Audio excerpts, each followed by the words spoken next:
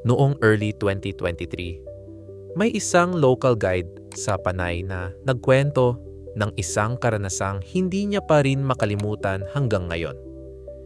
Hindi siya ang naligaw. Isa sa mga kasama niya. First time umakyat ng bundok. Ayon sa kanya, mga 2 oras na silang naglalakad nang mapansin nilang may kulang.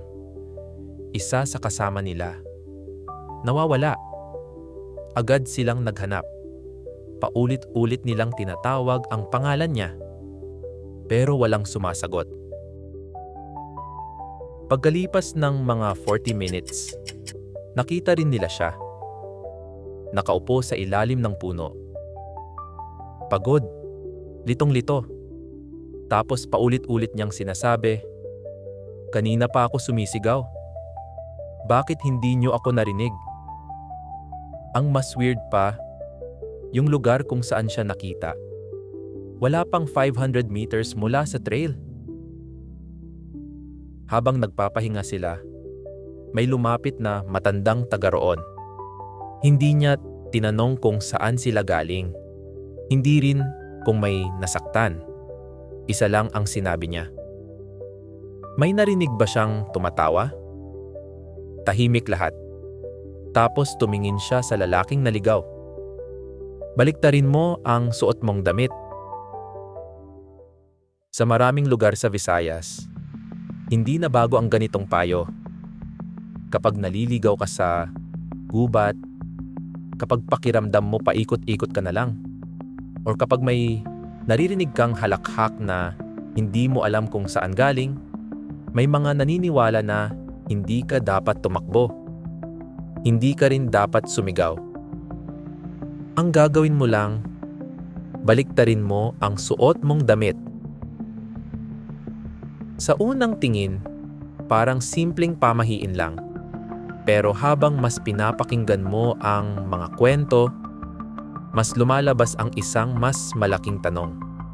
Bakit naging survival tip ang isang ganitong kakaibang ritual sa napakaraming kwento tungkol sa gubat?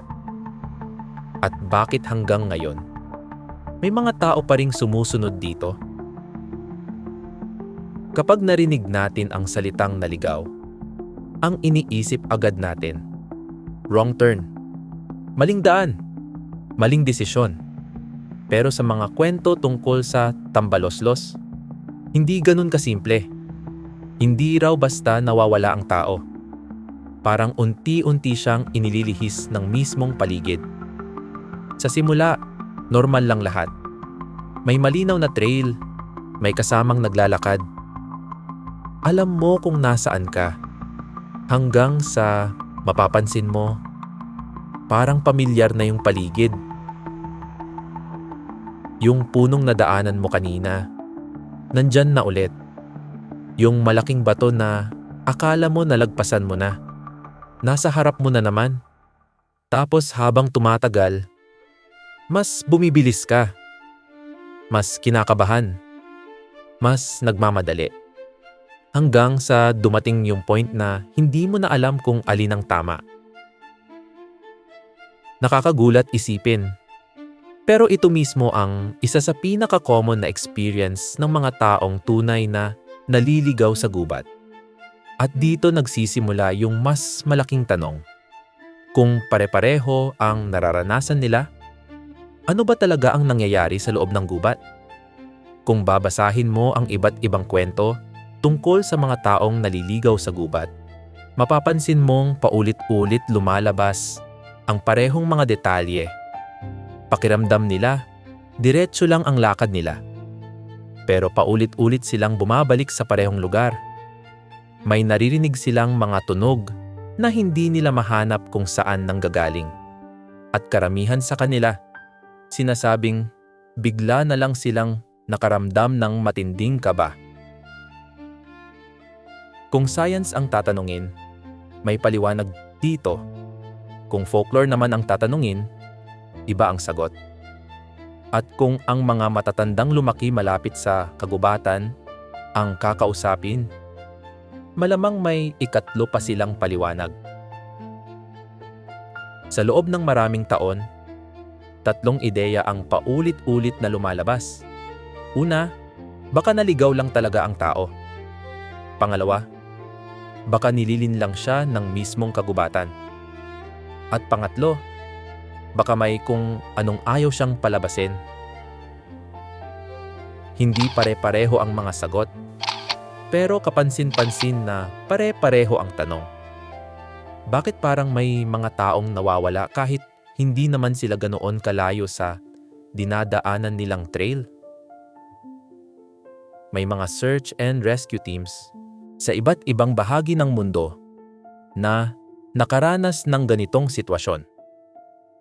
Minsan, ilang oras nilang hinahanap ang isang tao. Pagkatapos, bigla na lang nila itong makikita, ilang daang metro lang pala ang layo. Ang mas nakakagulat, madalas sinasabi ng taong naligaw na pakiramdam niya ay napakalayo na ng nilakad niya. Pero nang makita ang lokasyon niya sa mapa, hindi naman pala. Paano nangyayari iyon? Posible bang niloloko tayo ng sarili nating isip kapag nawawala ang sense of direction? O may iba pang dahilan kung bakit nagbabago ang pakiramdam natin sa loob ng kagubatan? Bago pa man natin pag-usapan ang tambaloslos, kailangan muna nating maintindihan ang isang bagay. Ang kagubatan ay hindi lang koleksyon ng mga puno. Isa itong environment na kayang baguhin ang paraan ng pagtingin, pakikinig, at pagdedesisyon ng tao. At iyon mismo ang susunod nating bubuksan. Sa unang tingin, parang imposibleng mangyari. Paano ka maliligaw kung alam mong diretso lang ang nilalakad mo? Kung wala ka namang iniikutan, bakit paulit-ulit kang bumabalik sa parehong lugar? Ang nakakagulat, matagal nang pinag-aaralan ng mga scientists ang ganitong sitwasyon. At ang lumalabas sa ilang studies, mas madali pala tayong maligaw kaysa sa inaakala natin. Lalo na kapag nasa lugar tayong halos magkakapareho ang itsura. Isipin mo ang isang makapal na kagubatan. Halos lahat ng puno magkakahawig, pati mga bato, pati mga daan. Mabilis mawala ang mga bagay na ginagamit ng utak natin para malaman kung nasaan tayo. Kapag nangyari iyon, may isang kakaibang tendency ang tao. Akala natin, diretso ang nilalakad natin. Pero sa realidad, unti-unti na pala tayong lumilihis. Hindi ito dahil mahina tayong mag-orient. Ganito lang talaga gumagana ang katawan. Hindi pantay ang haba ng bawat hakbang. Hindi rin eksaktong pareho ang lakas ng kaliwa at kanang paa. Sa normal na sitwasyon, hindi ito problema. Dahil may araw, may bundok, may ilog. May mga landmark na tumutulong sa ating mag-correct ng direksyon. Pero kapag puro puno na lang ang nakikita mo, wala nang reference ang utak. Unti-unti kang lumilihis nang hindi mo namamalayan. May mga eksperimento pa nga kung saan pinapalakad ang mga tao sa malalawak na lugar nang walang compass o malinaw na landmark. Halos pareho ang naging resulta. Marami sa kanila ang hindi nakapaglakad ng diretso. Sa halip, gumawa sila ng malalaking paikot na ruta nang hindi nila namamalayan. Kung iisipin, halos kapareho ito ng mga lumang kwento. Pakiramdam mo, malayo na ang nararating mo. Pero maya-maya, nandyan na naman ang parehong puno, ang parehong bato, ang parehong bahagi ng daan.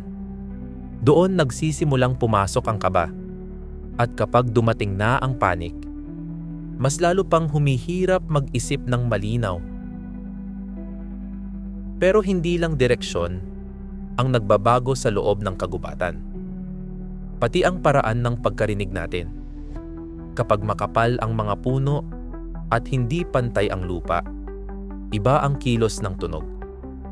May mga pagkakataong ang isang huni ng ibon o ang sigaw ng isang tao parang nanggagaling sa ibang direksyon. Minsan, akala mo nasa harap. Paglingon mo, tila nasa likod na. May mga forest rangers at wildlife researchers na nagsasabing normal itong mangyari sa dense forest.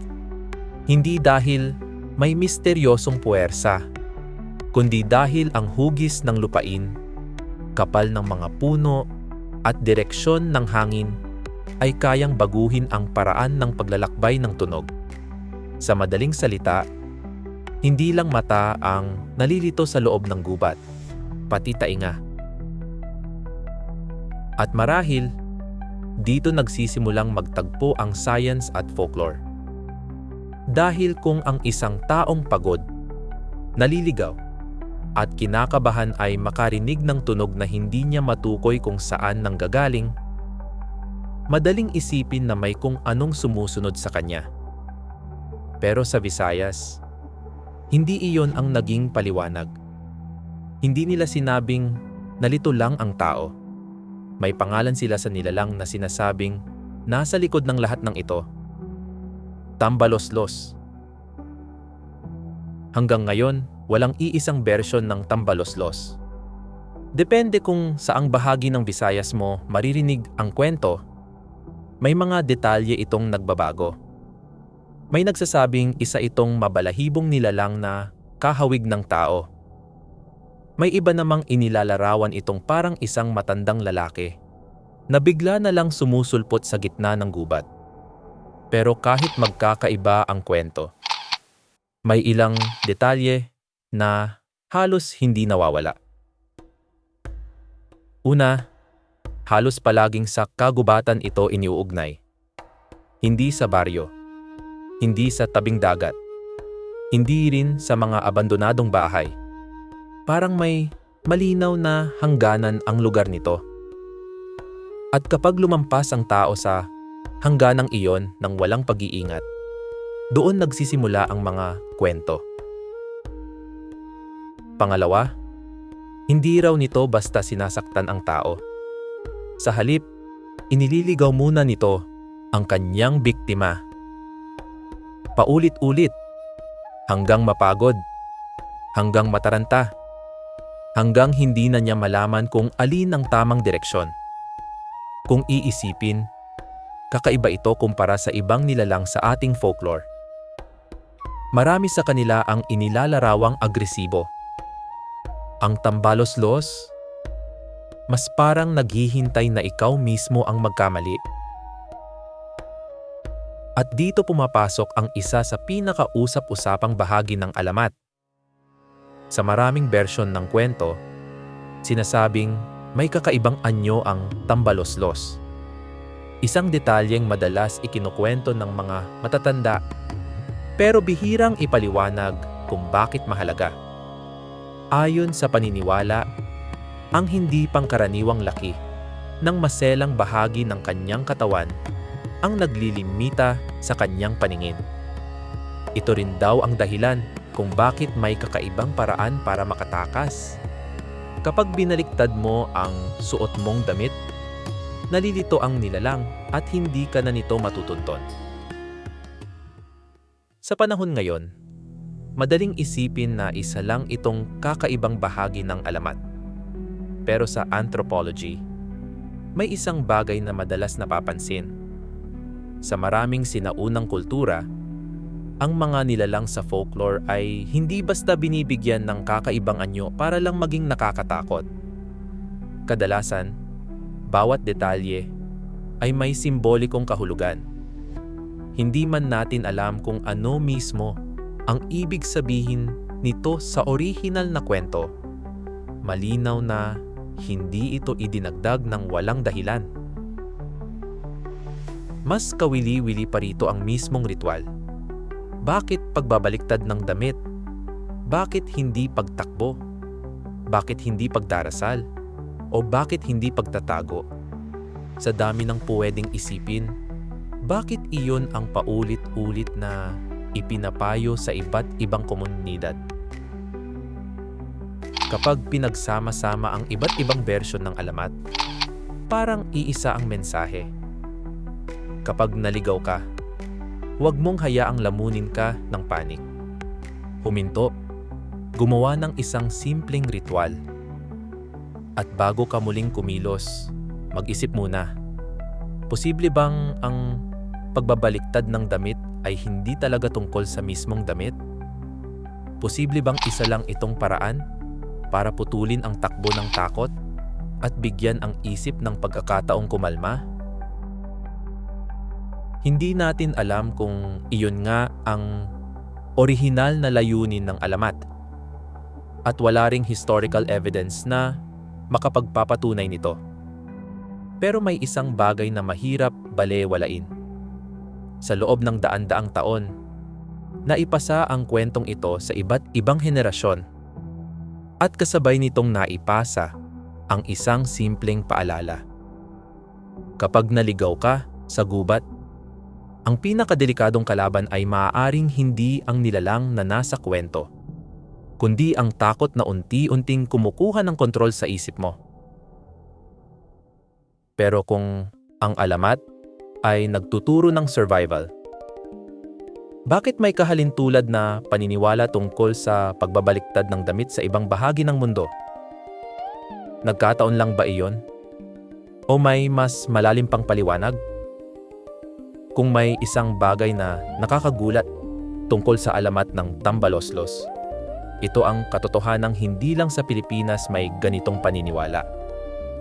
Sa Japan, may mga lumang kwento na nagsasabing ang pagbabaliktad ng damit ay pwedeng makalito sa mga espiritong nanliligaw ng mga tao sa kabundukan. Sa ilang bahagi naman ng Europe, may kahalintulad ding paniniwala. Kapag inilagay mo ang damit mo ng inside out, para bang napuputol ang impluwensya ng isang nilalang o ng malas. Magkakaiba ang kanilang mga kwento. Magkakaiba rin ang mga nilalang. Pero nakakatuwang isipin na halos pareho ang ritual. Hindi ibig sabihin nito na iisa ang pinagmulan ng mga alamat na ito. Mas posibleng pare-pareho ang naging karanasan ng tao kapag naliligaw, kapag natatakot, kapag pakiramdam nila ay may kung anong hindi nila maipaliwanag. Natural lang na gumawa ang bawat kultura ng sarili nitong paraan para maibalik ang kontrol sa sitwasyon. At marahil iyon ang tunay na mahalaga. Hindi kung talagang may tambaloslos, kundi kung bakit sa loob ng napakaraming henerasyon, pinili ng mga komunidad na ipasa ang kwentong ito sa mga susunod. Dahil kung minsan, ang isang alamat ay hindi lang kwento. Isa rin itong paraan para ipaalala na sa loob ng kagubatan, hindi lakas ang pinakamahalagang baon, kundi paggalang, malinaw na pag-iisip, at ang kakayahang manatiling kalmado kapag tila naliligaw ka na. Balikan natin ang kwento sa simula. Isang tao ang naligaw sa gubat. Pakiramdam niya, matagal na siyang sumisigaw. Pero walang nakarinig. May naririnig siyang halakhak. At isang matandang residente ang nagsabi ng kakaibang payo. Baliktarin mo ang suot mong damit. Hanggang ngayon, walang paraan para patunayan na may tambaloslos ngang naglilibot sa mga kagubatan ng Visayas. At wala ring ebidensya na ang pagbabaliktad ng damit ay may kakaibang kapangyarihan. Pero habang mas malalim nating tiningnan ang alamat, unti-unti ring nagbago ang tanong. Marahil, hindi ginawa ang kwentong ito para ipaliwanag ang isang nilalang. Ginawa ito para ipaliwanag ang isang karanasan. Ang pagkaligaw, ang panic, at ang pakiramdam na parang may kung anong hindi mo maintindihan na gumagabay sa bawat maling hakbang. Bago pa magkaroon ng GPS, bago pa magkaroon ng kompas sa bulsa ng halos bawat tao, Ang mga alamat ang nagsilbing gabay ng maraming komunidad. Hindi sila nagtuturo gamit ang siyensya. Hindi rin sila gumagamit ng mga terminong gaya ng stress response o spatial disorientation. Sa halip, ginagawa nilang kwento ang mga panganib ng kalikasan. Mas madaling tandaan, mas madaling ipasa, at mas madaling paniwalaan. Posible bang iyon ang tunay na papel ng tambaloslos? Hindi bilang halimaw na nag-aabang sa bawat sulok ng gubat, kundi bilang paalala na ang kalikasan ay hindi lugar na dapat maliitin. Na kapag naligaw ka, ang unang kalaban ay hindi ang dilim, hindi rin ang katahimikan, kundi ang takot na pwedeng magtulak sa'yo na gumawa ng maling desisyon. At baka iyon din ang dahilan kung bakit hanggang ngayon, buhay pa rin ang alamat. Hindi dahil napatunayan na totoo ito, kundi dahil bawat henerasyon ay may panibagong taong pumapasok sa gubat. May panibagong taong naliligaw. At may panibagong taong kailangang paalalahanan na huminto muna bago kumilos. Kaya kung sakaling mapunta ka sa isang tahimik na kagubatan at makarinig ng halakhak na hindi mo maipaliwanag, baka hindi mo kailangang isipin kung may tambaloslos nga ba. Ang mas mahalagang tanong ay, ano ang sinusubukang ipaalala sa atin ng alamat na ito sa loob ng daan-daang taon?